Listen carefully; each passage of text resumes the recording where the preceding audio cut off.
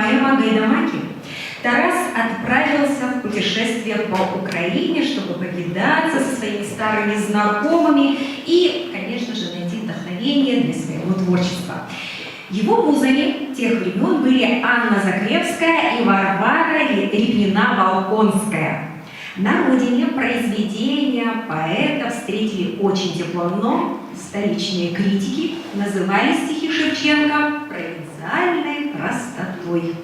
Свобода дала Тарасу крылья, он воспевает красоту своей родной земли с новой силой, а село для него — сказочный край. Хочется прочитать стихотворение в переводе Сергея Есенина.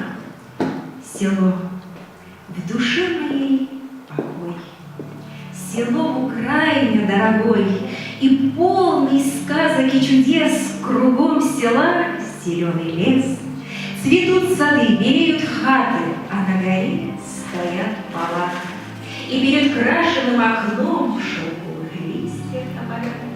А там все лес, и все поля, и степь, и горы за Днепром, и в небе темно-голубом сам Бог летает над селом». Спасибо.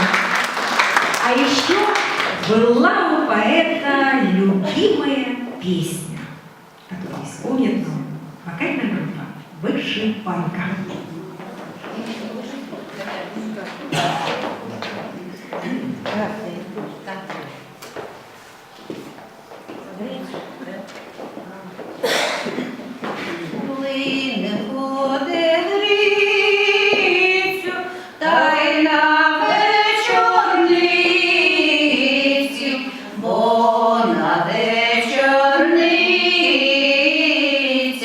Дівки чарівниці,